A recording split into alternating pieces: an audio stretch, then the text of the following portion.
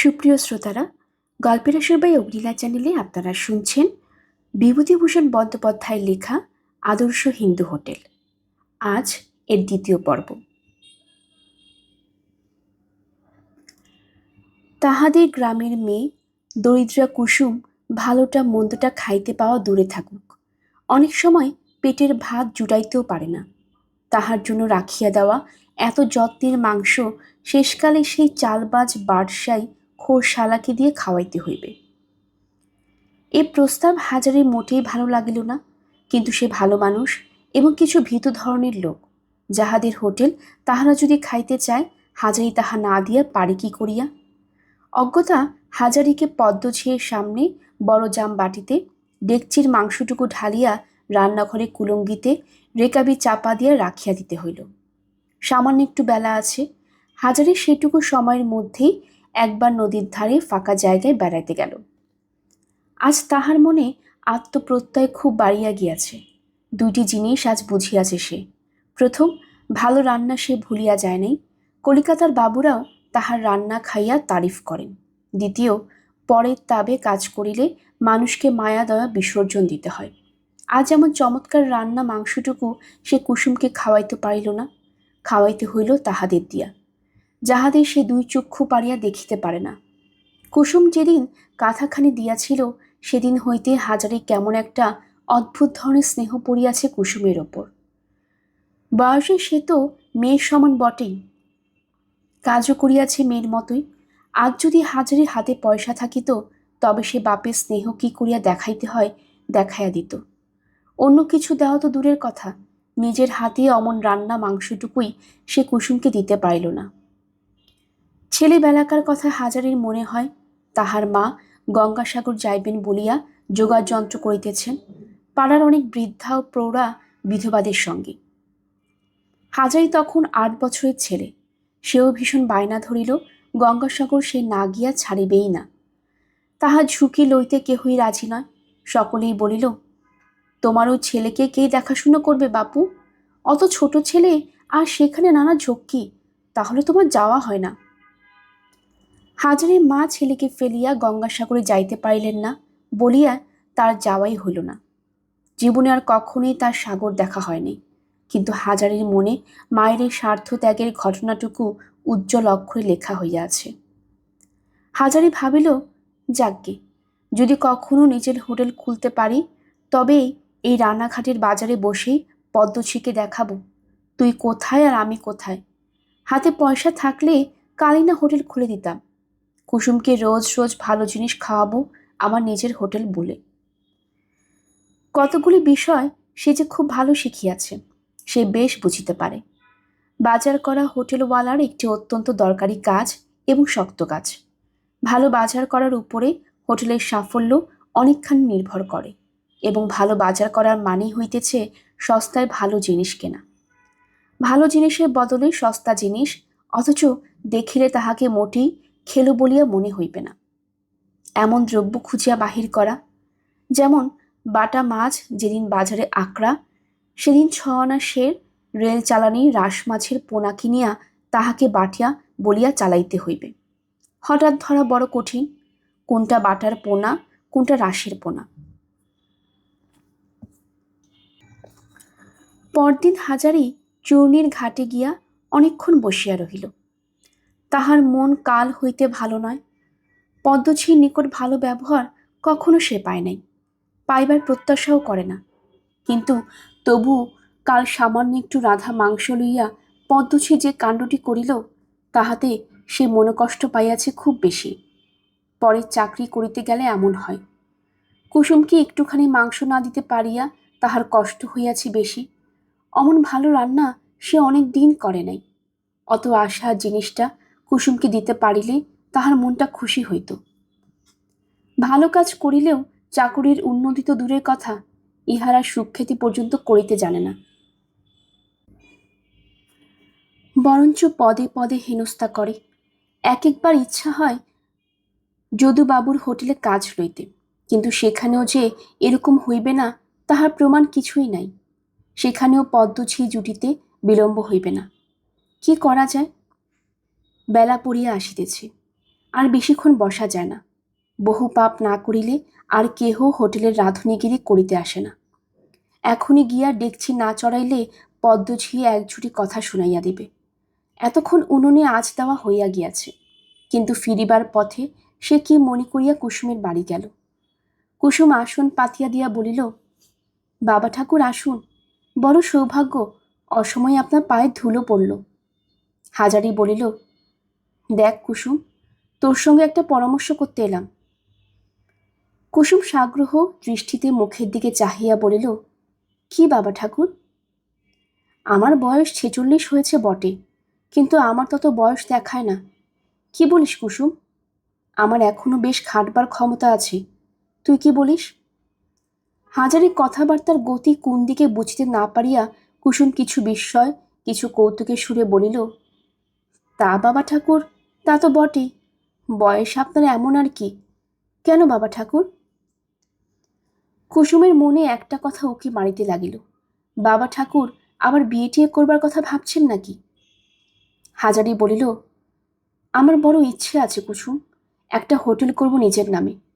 পয়সা যদি হাতে কোনোদিন জমাতে পারি, এ আমি নিশ্চয়ই করব। তুই জানিস, পরের ঝাঁটা খেয়ে কাজ করতে আর ইচ্ছে করে না। আমি আজ 10 বছর হোটেলে কাজ করছি। বাজার কি করে করতে হয় ভালো করে শিখে ফেলেছি। চক্রবর্তী মশাইয়ের চেয়েও আমি ভালো বাজার করতে পারি। মাখমপুরের হাট থেকে ফি হাটরা যদি তরিতরকারি কিনে আনি, তবে রানাঘাটের বাজারের চেয়ে টাকায় 4 আনা 6 আনা সস্তা পড়ে। এ ধরো কম লাভ নয় একটা হোটেলের ব্যাপারে। বাজার করবার মধ্যেই হোটেলের কাজের অর্ধেক লাভ। আমার খুব মনে জোর আছে কুসুম, টাকা পয়সা হাতে যদি কখনো পড়ে, তবে হোটেল যা চালাবো বাজারে সেরা হোটেল হবে। তুই দেখি নিস। কুসুম হাজারি ঠাকুরের এই দীর্ঘ বক্তৃতা অবাক হইয়া শুনিতেছিল। সে হাজারিকে বাবার মতো দেখে বলিয়াই মেয়ের মতো বাবার প্রতি সর্বপ্রকার কাল্পনিক গুণ ও জ্ঞানের আরোপ করিয়া আসিতেছে। হোটেলের ব্যাপারে সে বিশেষ কিছু বুঝুক আর না বুঝুক, বাবা ঠাকুর যে বুদ্ধিমান তাহা সে হাজারির বক্তৃতা হইতে ধারণা করিয়া লইল। কিছুক্ষণ পরে কি ভাবিয়া সে বলিল, আমার একজোড়া রুলি ছিল, একগাছা বিক্রি করে দিয়েছি আমার ছোট ছেলে অসুখের সময় 8 বছর, আর একগাছা আছে, বিক্রি করলে 60-70 টাকা হবে। আপনি নেবেন বাবা ঠাকুর? ওই টাকা নিয়ে হোটেল খোলা হবে আপনার। হাজারি হাসিয়া বলিল, ধুর পাগলি, 60 টাকায় হোটেল হবে কি রে? কত টাকা হলে হয়? অন্তত 200 টাকার কম তো নয়, তাতেও হবে না। আচ্ছা, হিসেব করে দেখুন না বাবা ঠাকুর। হিসেব করে দেখব কি, হিসেব আমার মুখে মুখে। ধরো গিয়ে 2টে বড় ডেকচি, ছোট ডেকচি 3টে, থালা বাসন 1 প্রস্থ, হাতা খুন্তি বেড়ি চামচে চায়ের বাসন, বাইরে গদি, ঘরের একখানা তক্তপোষ, বিছানা তাকিয়া, বাক্স, খেরো বাঁধানো খাতা 2খানা, বালতি লণ্ঠন চাকি বেলুন, এসব নানান নটখটি জিনিস কিনতেই তো 200 টাকার উপর বেরিয়ে যাবে। 5 দিনের বাজার খরচ হাতে করে নিয়ে নামতে হবে। চাকর ঠাকুরে 2 মাসের মাইনে হাতে রাখে নিতে হয়। যদি প্রথম 2 মাস না হলো কিছু, চাকর ঠাকুরের মাইনে আসবে কোথা থেকে? সেই সব যাকগে, তাছাড়া তোর টাকা নেবই বা কেন? কুসুম ঋদ্ধস্বরে বলিল, আমার থাকতো যদি, তবে আপনি নিতেন না কেন? ব্রাহ্মণের সেবায় যদি লাগেও টাকা, তবে ও টাকার ভাগ্যি বাবা ঠাকুর। সে ভাগ্যি থাকিলে তো হবে। আমার অত টাকা যখন নেই, তখন আর সে কথা বলছি কি করে বলুন? যা আছে ও তো যদি কখনো সখনো কোনো দরকার পড়ে, আপনার মেয়েকে জানাবেন। হাজারি উঠিল, আর এখানে বসিয়া দেরি করিলে চলিবে না। বলিল, না রে কুসুম, এতে আর কি হবে, আমি যাই এখন। কুসুম বলিল, একটু কিছু মুখে না দিলে মেয়ের বাড়ি থেকে কি করে উঠবেন বাবা ঠাকুর? বসুন আর একটু, আমি আসছি। কুসুম এত দ্রুত ঘর হইতে বাহির হইয়া গেল যে হাজারি ঠাকুর প্রতিবাদ করিবার অবসর পর্যন্ত পাইল না। একটু পরে কুসুম ঘরের মধ্যে একখানা আসন আনিয়া পাতিল এবং মেজের ওপর জলের হাত বুলাইয়া লইয়া আবার বাহিরে গেল। কিছুক্ষণ পরে 1 বাটি দুধ ও একখানা রেকাবিতে পেঁপে কাটা, আমের টিকলি ও 2টি সন্দেশ তানিয়া আসনের সামনে মেজের ওপর রাখিয়া বলিল, একটু জল খান, বসুন এসে, আমি খাবার জল আনি। হাজারি আসনের উপর বসিল। কুসুম ঝকঝকে করিয়া মাঝে একটা কাচের গেলাসে জল আনিয়া রেকাবের পাশে রাখিয়া সামনে দাঁড়াইয়া রহিল। খাইতে খাইতে হাজারের মনে পড়িল সেদিনকার সেই মাংসের কথা।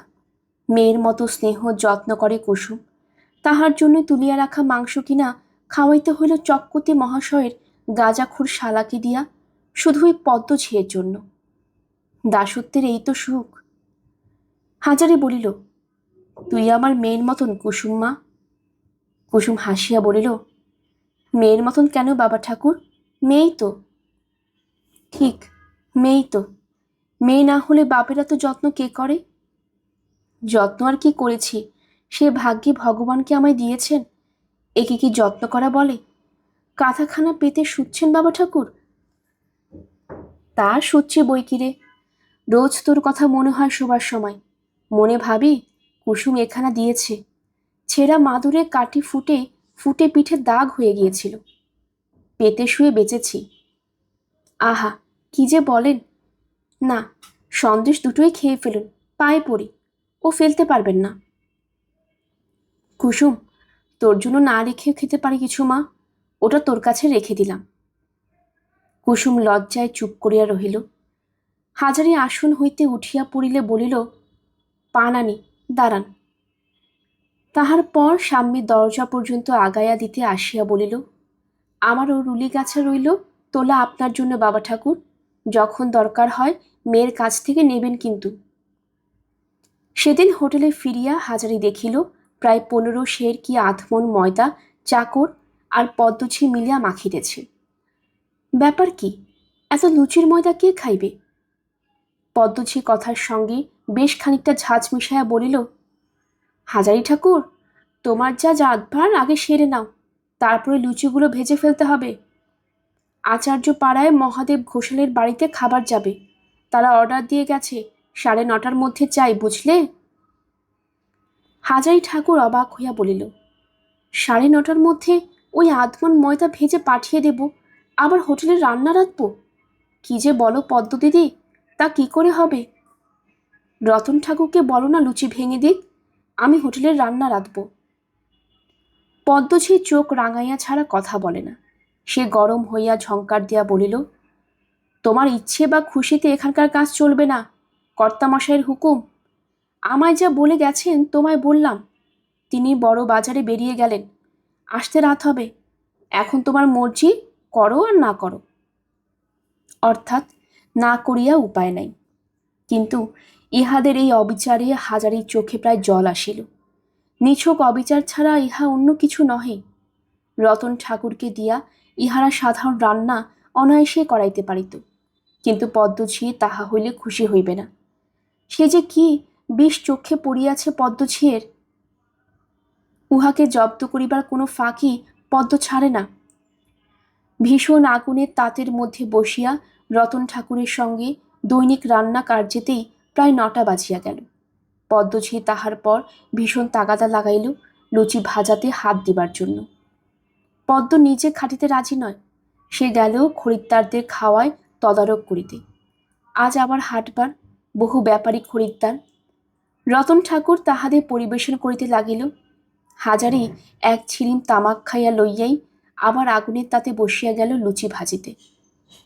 8 ঘণ্টা পরে, তখন 5 সের ময়দাও ভাজা হয় নাই, পদ্ম আসিয়া বলিল, ও ঠাকুর, লুচি হয়েছে, ওদের লোক এসেছে নিতে। হাজারি বলিল, না এখনো হয়নি পদ্ম দিদি, একটু ঘুরে আসতে বলো। ঘুরে আসতে বললে চলবে কেন? 9:30টার মধ্যে ওদের খাবার তৈরি করে রাখতে হবে বলে গেছে, তোমায় বলিনি সে কথা? বললে কি হবে পদ্ম দিদি, মন্তরে ভাজা হবে আধমন ময়দা। 9টার সময় তো উনুনে ব্রহ্মাণ্ড নেচে ফেলেছি, জিজ্ঞেস করো মতিকে। সেসব আমি জানি নে, যদি অর্ডার ফেরত দেয় বোঝাপড়া করো কর্তার সঙ্গে।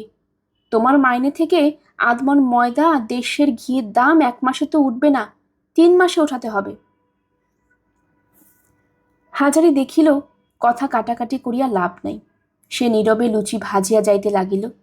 হাজারি ফাঁকি দেওয়া অভ্যাস করে নাই, কাজ করিতে বসিয়া শুধু ভাবে কাজ করিয়া যাওয়াই তাহার নিয়ম, কেউ দেখুক বা নাই দেখুক। লুচি ঘিয়ে ডুবাইয়া তাড়াতাড়ি তুলিয়া ফেলিলে শীঘ্র শীঘ্র কাজ চুকিয়া যায় বটে, কিন্তু তাহাতে লুচি কাঁচা থাকিয়া যাইবে। এজন্য সে ধীরে ধীরে সময় লইয়া লুচি তুলিতে লাগিল।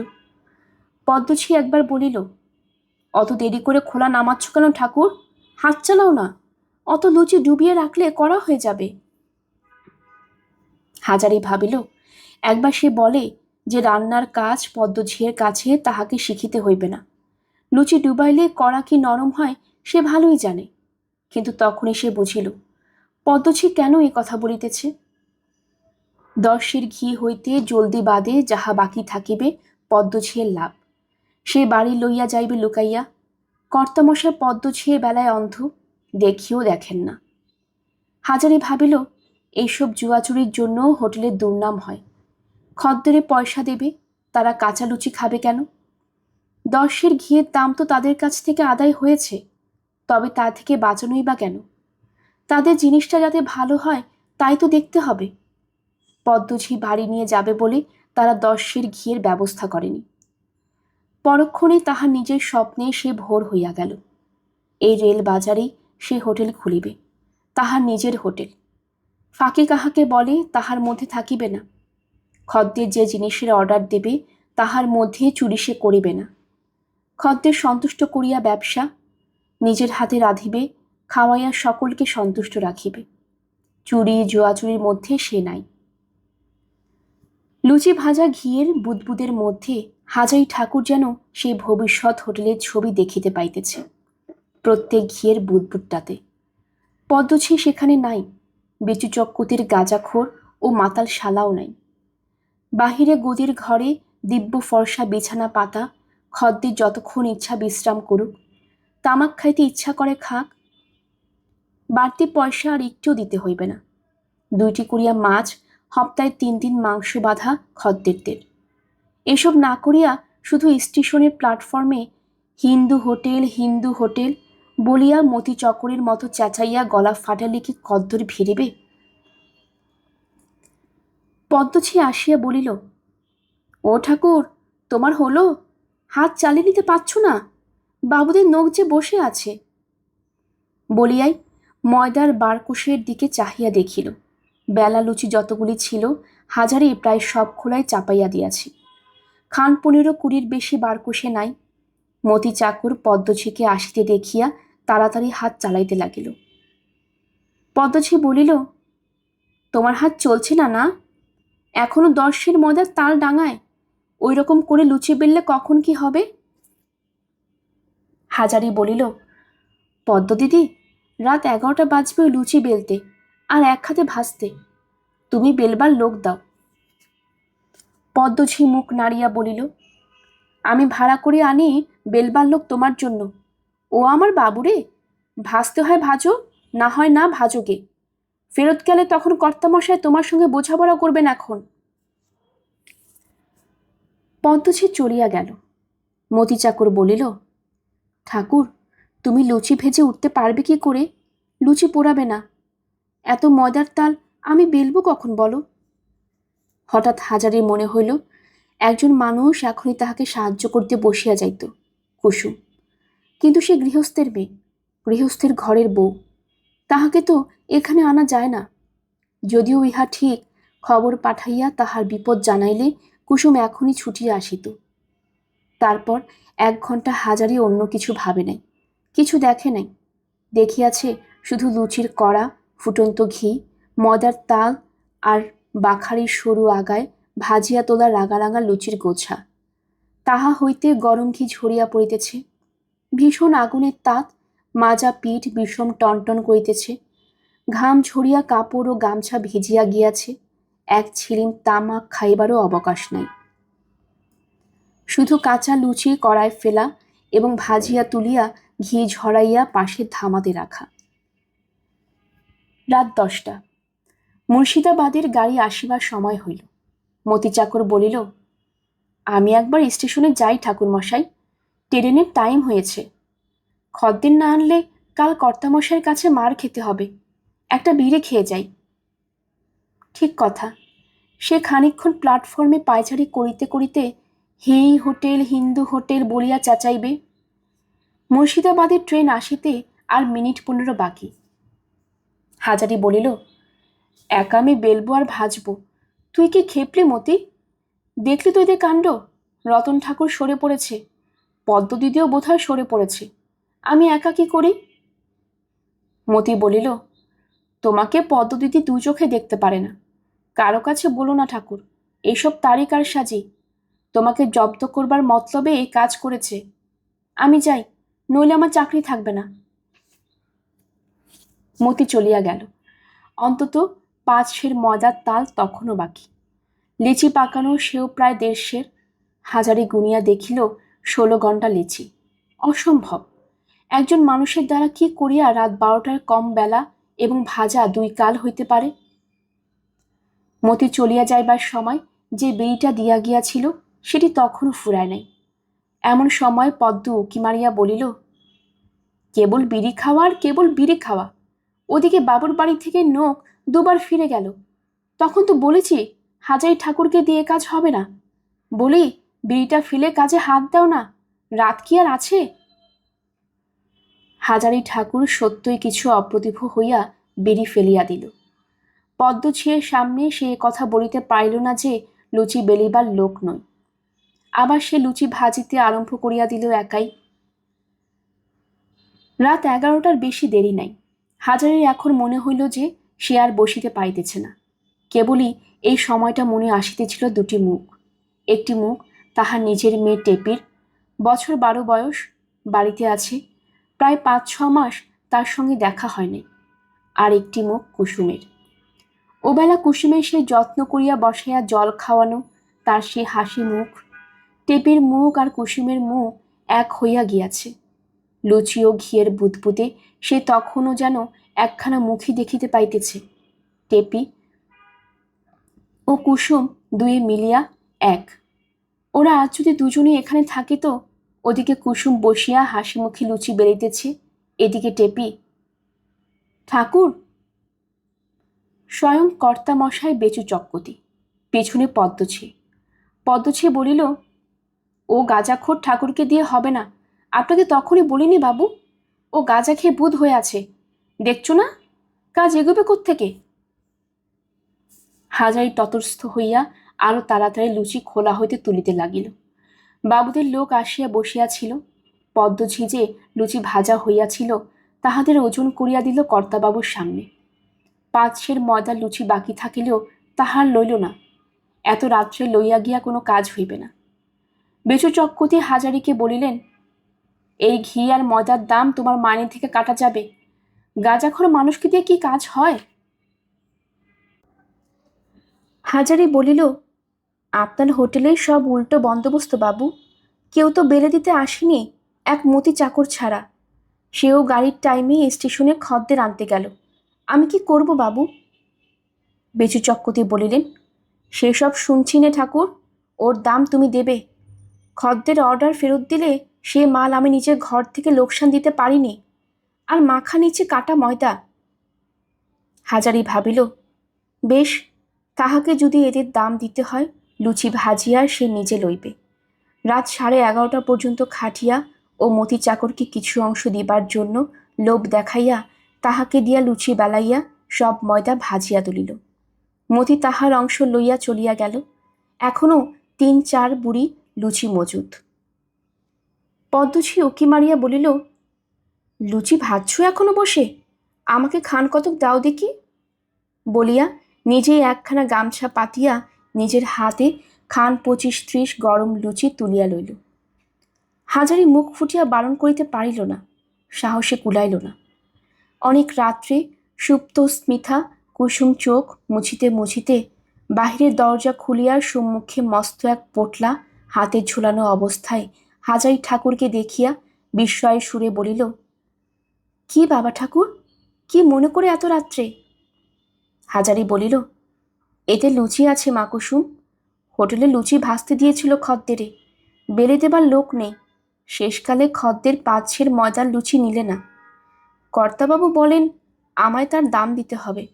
বেশ, আমায় দাম দিতে হয়, আমি নিয়েই নেই। তাই তোমার জন্য বলি নিয়ে যাই। কুসুমকে তো কিছু দেওয়া হয় না কখনো।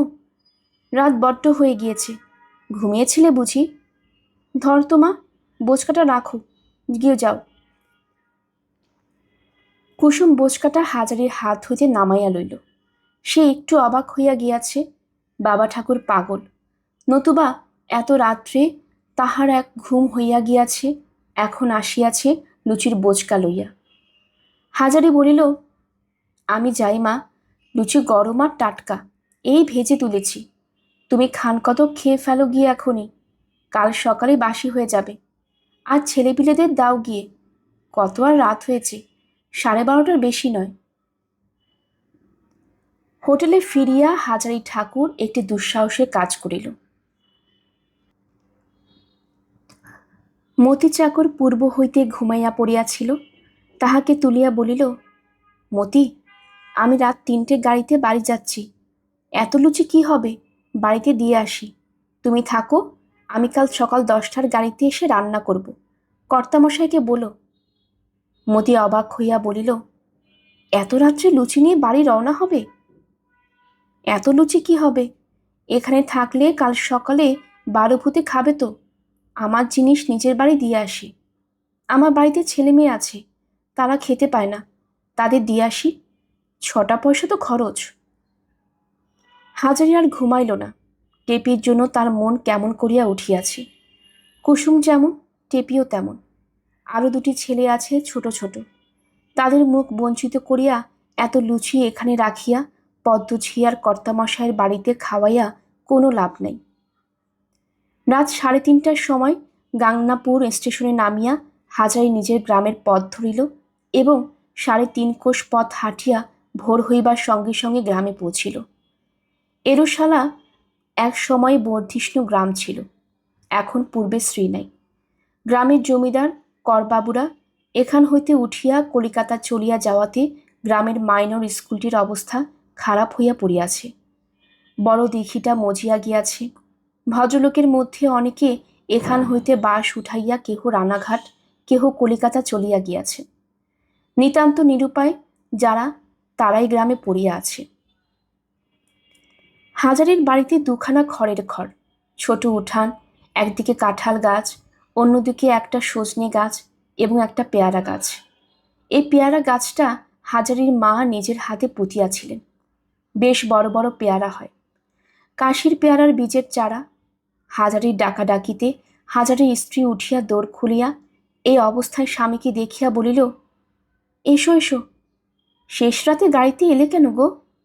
এই দুরান্তর রাস্তা, অন্ধকার রাত, আবার বড্ড সাপের ভয় হয়েছে। সাপের কামড়ে 2-3টে মানুষ মরে গিয়েছে এর মধ্যে। আমাদের গায়ে?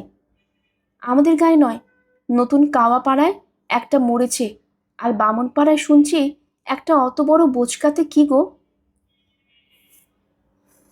হাজারি লুচিয়ে আসিল, ইতিহাস কিছু বলিল না। স্ত্রীর আনন্দপূর্ণ সাগ্রহ প্রশ্নের উত্তরে সে কেবল বলিল, পেয়েছি গো পেয়েছি, ভগবান দিয়েছেন, সবাই মিলে খেয়ে নাও মজা করে। টেপিকে খুব করে খাওয়াও, ও পেট ভরে খাবে, আমি দেখি। সেদিন সকালের গাড়িতে হাজারি রান্নাঘরে ফিরিতে পাইল না। দুপুরের পর হাজারি কুসুমের বাপের বাড়ি বেড়াইতে গেল।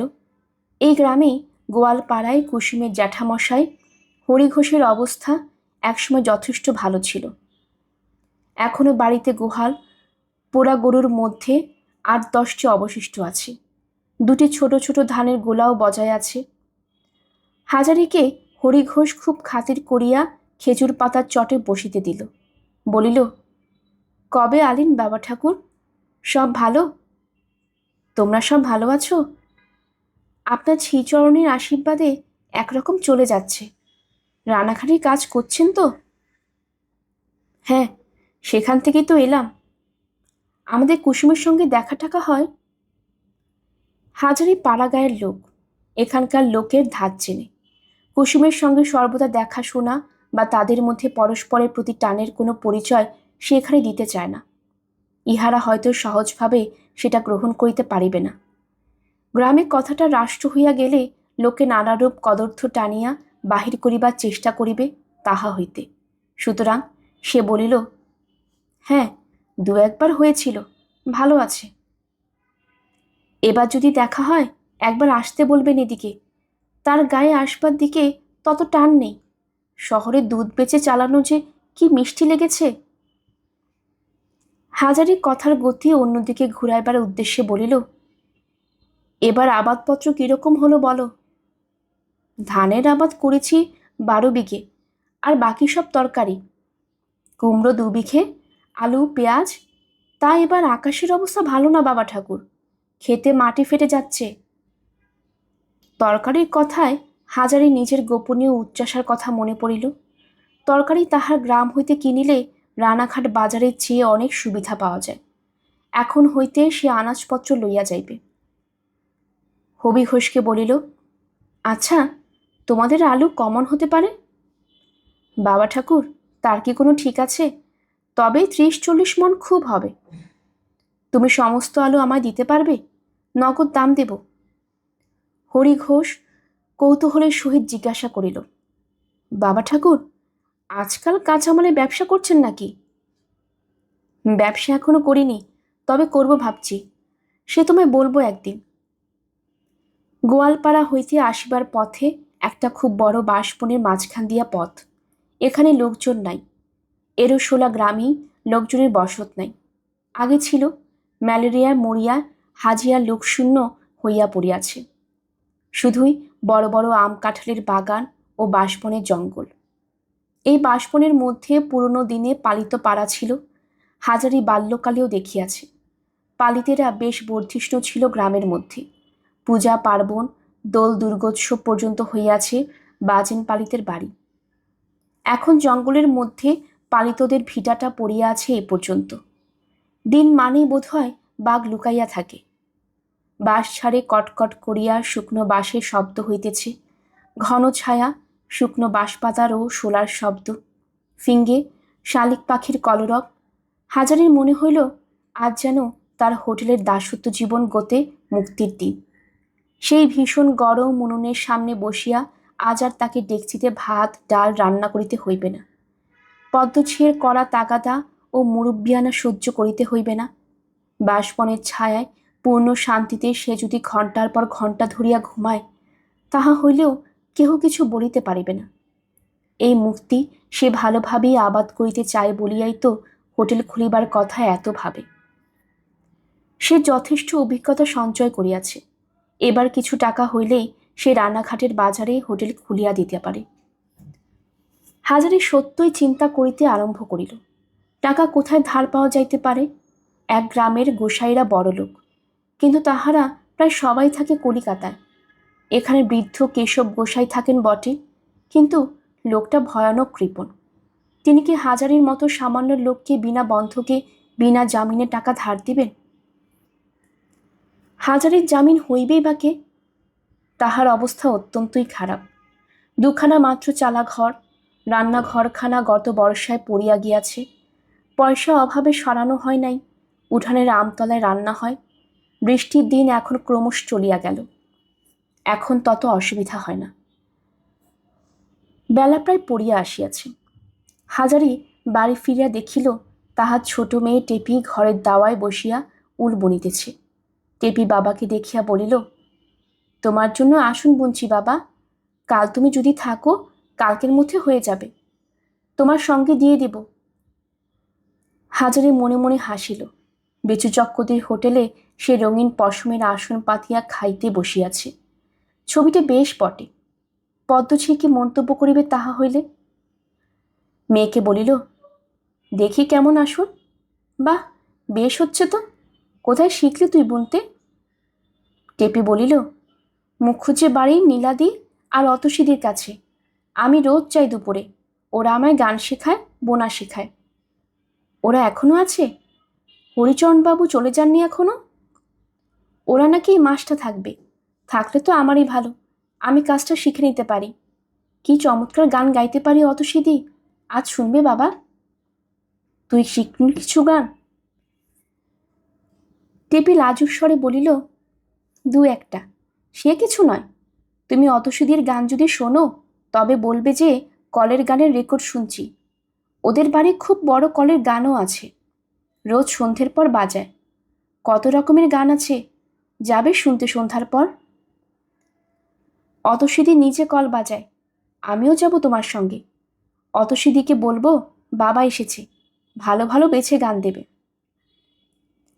হাজারি বলিল, হ্যাঁ রে, হরিচরণ বাবুর শরীর সেরেছে জানিস? তা তো জানি নে, তবে তিনি বৈঠকখানে বসেই রোজই তো তোমার সঙ্গে সবার সঙ্গে গল্প করেন। একদিন বৈঠকখানায় কলের গান বাজিয়েছিলেন, কি চমৎকার কীর্তন। সঙ্গীত শিল্পের প্রতি বর্তমানে হাজারির তত আগ্রহ নাই। হাজারির উদ্দেশ্য হরিচরণ বাবুকে বলিয়া কহিয়া অন্তত 100-2 টাকা ধার করা যায় কিনা সেদিকে। হরিচরণ মুখুজ্জে মহাশয় এ গায়ের মধ্যে একমাত্র শিক্ষিত, অবস্থাপন্ন ও সম্ভ্রান্ত লোক। তাহারা এই গ্রামের জমিদার, কিন্তু অনেকদিন হইতেই গ্রাম ছাড়িয়াছেন। প্রকাণ্ড 3 মহলা বাড়ি পড়িয়া আছে। 2-1 বৃদ্ধা পিসি মাসি ছাড়া বাড়িতে আর কেহ এতদিন ছিল না। আজ মাস 4-5 হইল হরিচরণ মুখুজ্জের একমাত্র পুত্র কলিকাতা মারা যায় বসন্ত রোগে। পুত্রের মৃত্যুর পর হইতেই আজ প্রায় 3 মাস হইল হরিচরণ বাবু সপরিবারে দেশের বাড়িতে আসিয়া যে কেন বাস করিতেছেন সে খবর হাজারি রাখে না।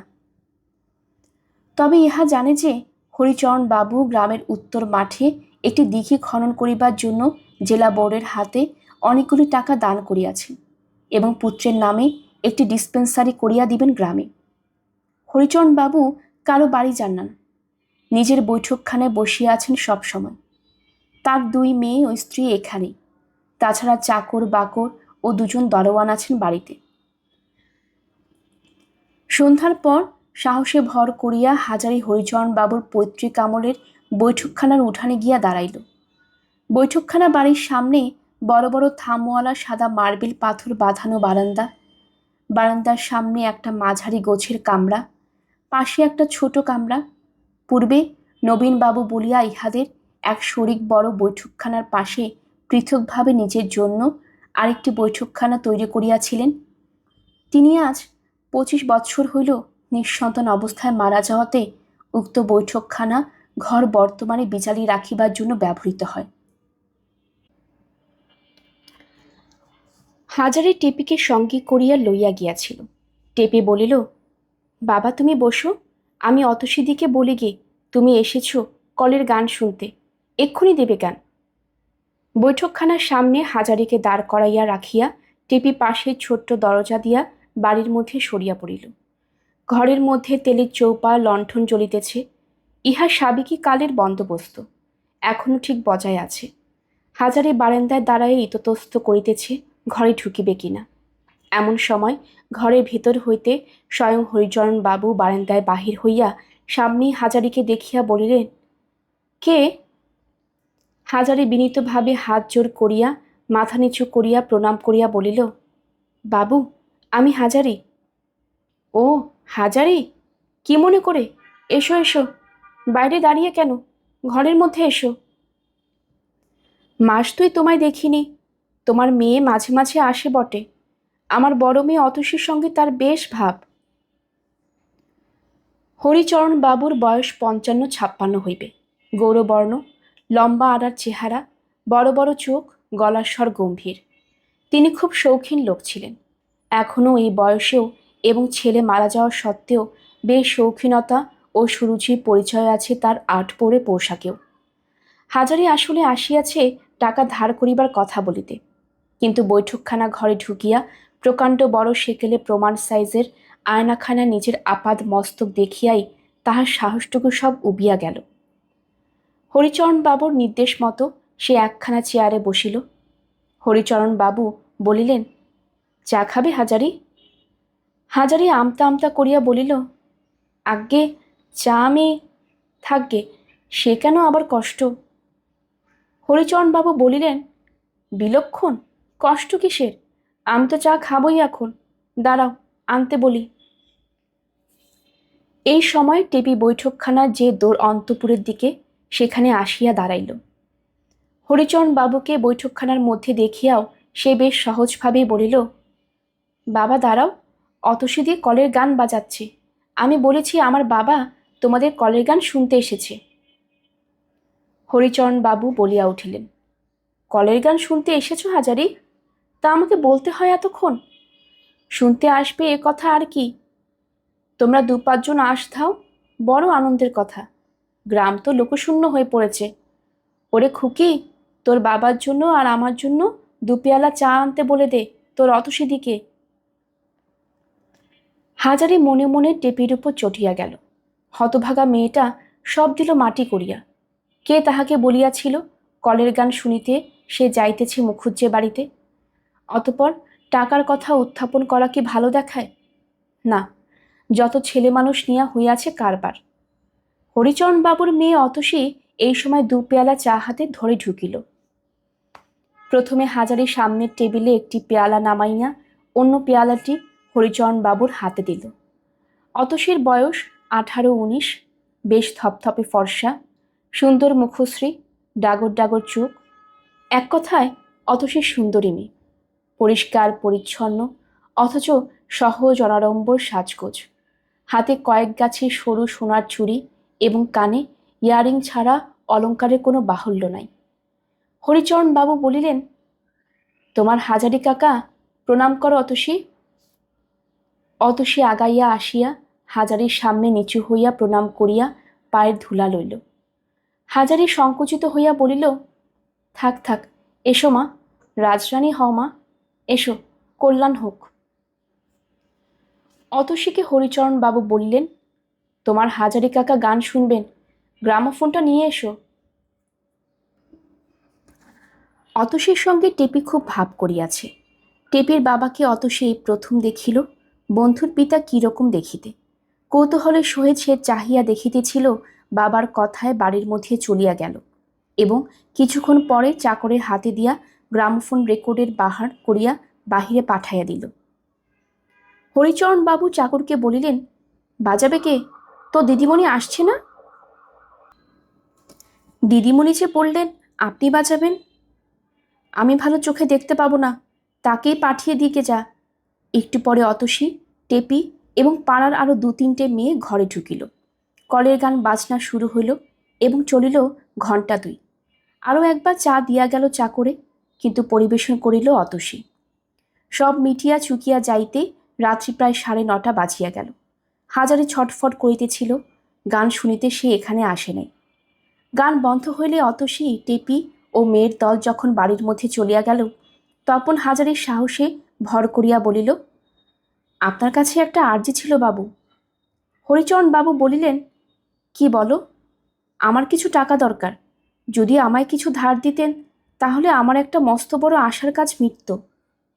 মেয়ের বিয়ে দেবে? আগে না বাবু, তা নয়, ব্যবসা করব। কি ব্যবসা? বাবু, আপনি তো জানেন আমি হোটেলে কাজ করি। আপনার কাছে লুকোবো না, আমি নিজে একটা হোটেল খুলতে চাচ্ছি এবার। টাকাটা সেজন্য দরকার। কত টাকা দরকার? অন্তত 200 টাকা আমায় যদি দয়া করে দেন বাবু। আমার খালধারে কাঁঠাল বাগান আমি বন্ধক রাখছি আপনার কাছে। 1 বছরের মধ্যে টাকাটা শোধ করবে।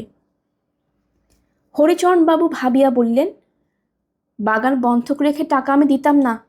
দিতাম তো তোমাকে এমনিই দিতাম, কিন্তু অত টাকা এমন সময় আমার হাতে নগদ নেই। হাজারি এ কথার পরে আর কোনো কথা বলিতে পারিল না। বিশেষত সে জানিত হরিচরণ বাবু উদার মেজাজের মানুষ, সত্যবাদী লোক। টাকা হাতে থাকিলে হাতে টাকা না থাকার কথা বলিতেন না। অতসী আসিয়া বলিল, কাকা, আপনি একটু বসুন, টেপি খেতে বলেছে, মা ছাড়বে না। মেয়েরা যারা গান শুনতে এসেছিল সবাইকে না খাইয়ে যেতে দেবে না। একটু দেরি হবে, না হয় আপনি যান, আমি ঝির সঙ্গে পাঠিয়ে দিব এখন। হরিচরণ বাবু বললেন, তোমার যদি বিশেষ কাজ না থাকে একটু বসে যাও না হাজারি, তোমার সঙ্গে 2টো কথা কই। কেউ বড় একটা আসে না আমার এখানে। হাজারি বসিল। তুমি কোথায়, কোন হোটেলে কাজ করো? আগে রানাঘাট, বেচুচক্কতির হোটেলে, রেলবাজারের মধ্যে। কত মাইনে পাও? বাবু, সে আর বলবার কথা নয়, খাওয়া আর 7 টাকা মাসে। তাই ভাবছিলাম পরের তবে থাকবে কেন। এদের বয়স হলো, এবার একটা হোটেল খুলে নিজে চালাবো। হোটেল চালাতে পারবে?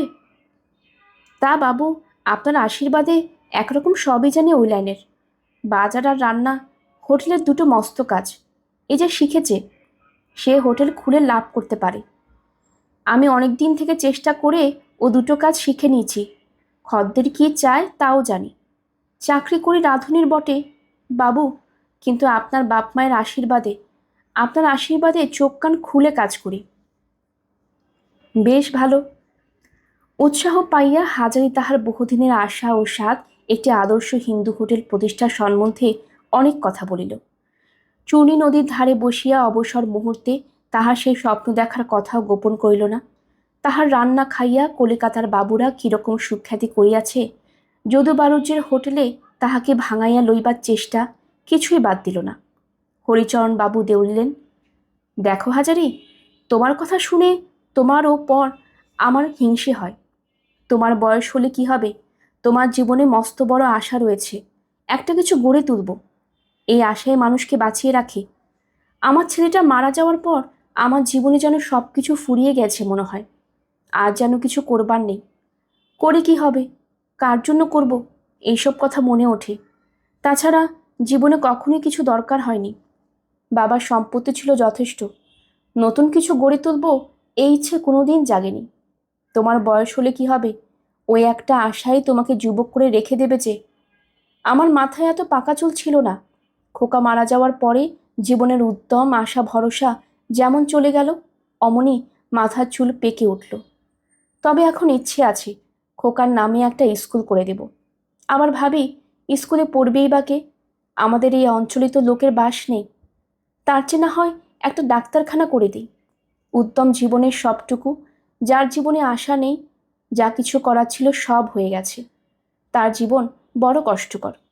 যেমন ধরো দাঁড়িয়েছে আমার। খোকা মারা না গেলে আজ আমার ভাবনা হে হাজারি। ভেবেছিল কয়লার খনি ইজারা নেব, কত উৎসাহ ছিল। এখন মনে হয় কার জন্য করব। তাই বলছিল, তোমায় দেখে হিংসে হয়। তোমার জীবনে উদ্যম আছে, আশা আছে, আমার তা নেই। আর এই দেখো, এই পাড়া গায়ে একলাটি আছে পড়ে। ভালো লাগে কি? ভালো লাগে না। কখনো থাকিনি, কিন্তু বাইরে আর হইচুয়ের মধ্যে থাকতে ভালো লাগে না। ওই মেয়েটা আছে, কলের গান এনেছে একটা, বাজায়, আমি শুনি। ওর মায়ের জন্য বেছে বেছে ভক্তি আর দেহতত্ত্বের গান কিনে দিয়েছি। যদি তা শুনে তার মনটা একটু ভালো থাকে। মেয়ে মানুষ, কষ্টটা লেগেছে তার অনেক বেশি। হাজারি এই দীর্ঘ বক্তৃতার সবটা তেমন বুঝিল না। কেবল বুঝিল পুত্র শোকে বৃদ্ধের মাথা খারাপ হইয়া গিয়াছে। সেই সহানুভূতির সূচক দু চার কথা বলিল। বেশি কথা অনেকক্ষণ ধরিয়া গুছাইয়া বলিতে কখনো সে শিখে নাই। তবু পুত্র শোকাতুর বৃদ্ধের জন্য তাহার সত্যকার দুঃখ হওয়াতে ভাবিয়া ভাবিয়া মনে মনে বানাইয়া কিছু বলিল। হরিচরণ বাবু বলিলেন, আর একটু চা খাবে? আগে না, চা খাওয়া আমার তেমন অভ্যাস নেই, আপনি খান বাবু। এমন সময় টেপি আসিয়া বলিল, বাবা যাবে? হাজারি হরিচরণ বাবুর কাছে বিদায় লইয়া মেয়েকে সঙ্গে করিয়া বাহির হইল। জ্যোৎস্না উঠিয়াছে, ভরেদের বাড়ির উঠানে রাঙা কাঠ কাটিয়াছে, রাঙা কাঠের গন্ধ বাহির হইতেছে। সিধু ভর দাওয়ায় জাল বুনিতেছিল। বলিল, দা ঠাকুর কোনে ছিলেন এত রাত অবধি? হাজারি বলিল, বাবুর বাড়ি। বাবু ছাড়েন না কিছুতে। চা খাও, কলের গান শোনো, শেষে তো টেপিকে না খাইয়ে ছাড়লেন না গিন্নিমা। হাজারি বড় ভালো লাগিয়াছিল আজ সন্ধ্যাটা। বড়লোকের বৈঠকখানায় এমনভাবে বসিয়া চা সে কখনো খায় নাই। খাতির করিয়া তাহার সঙ্গে কোনো বড়লোকে মনের কথাও কখনো বলে নাই। কলের গান তো আছেই। মেয়েকে বলিল, টেপি, কি খেলি রে? টেপি একটু ভোজন প্রিয়, খাইতে ভালোবাসে, আর গরিবের মেয়ে বলিয়াই অতসীর মা তাহাকে না খাওয়াইয়া ছাড়েন না। বলিল, পরোটা, মাছের ডালনা, সুজি, পটল ভাজা, আলু ভাজা।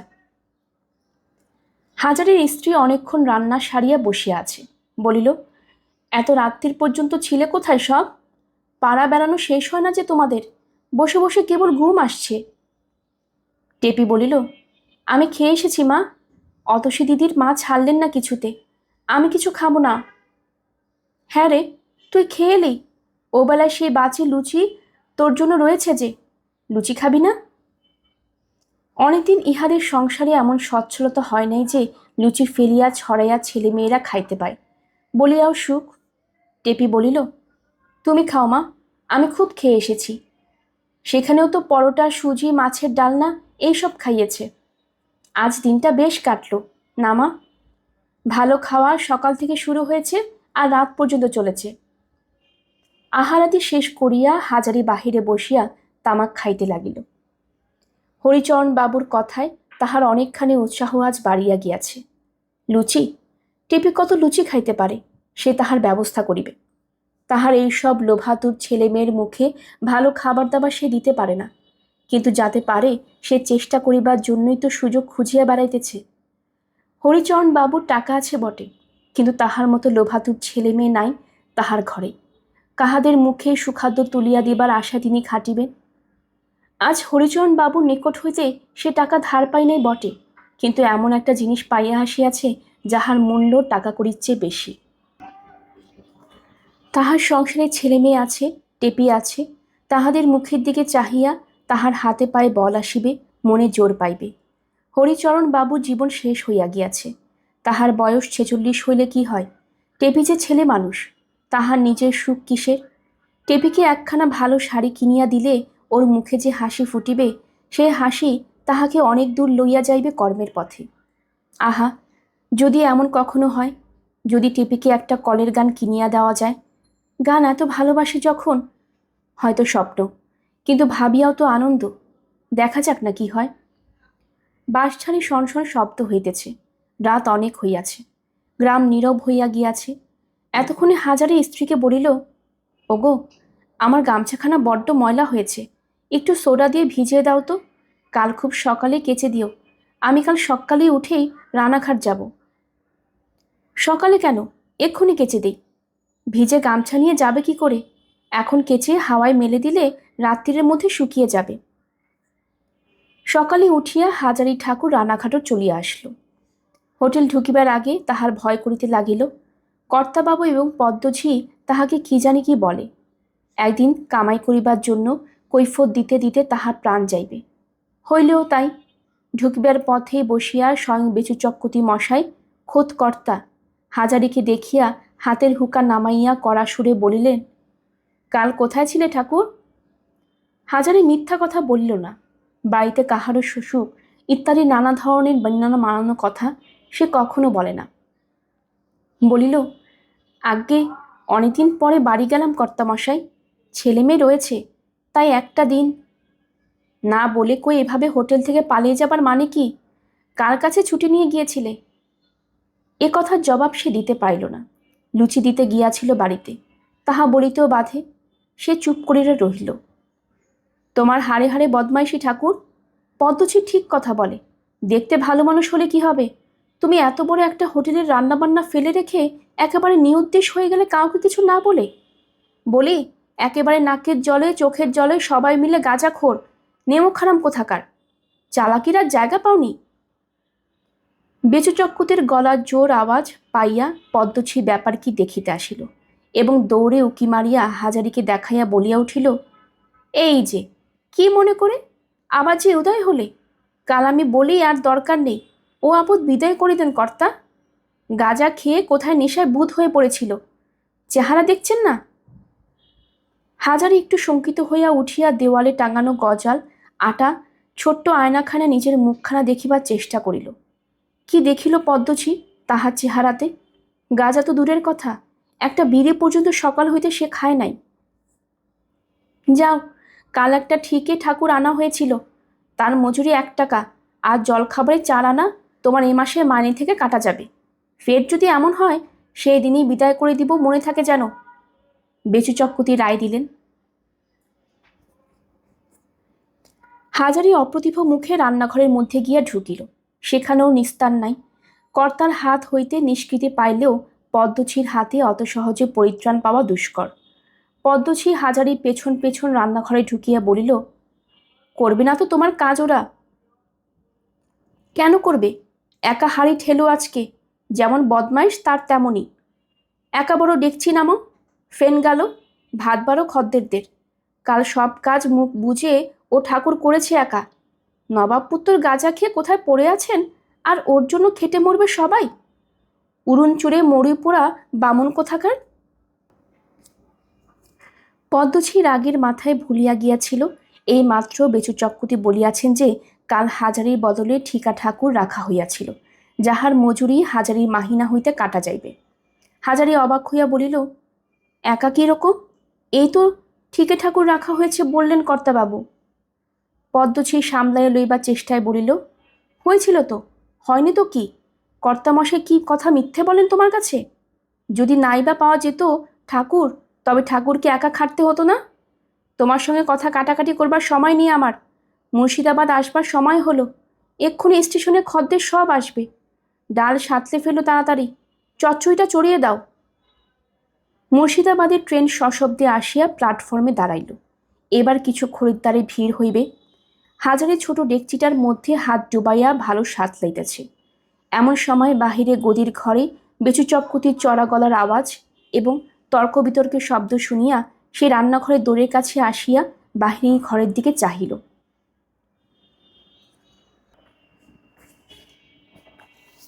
গল্পের আসবে অগ্নিলা চ্যানেলে আপনারা শুনছিলেন বিভূতিভূষণ বন্দ্যোপাধ্যায়ের লেখা আদর্শ হিন্দু হোটেল। আজ ছিল এর দ্বিতীয় পর্ব। আপনারা নতুন যারা আমাদের চ্যানেলটি শুনছেন, কাইন্ডলি চ্যানেলটি সাবস্ক্রাইব করে নেবেন। আশেপাশে যারা আছেন তাদের সবাইকে জানাবেন। পরবর্তী পর্ব শোনার জন্য আপনাদের সবাইকে আমন্ত্রণ জানানো হলো। সবাই ভালো থাকবেন। ধন্যবাদ।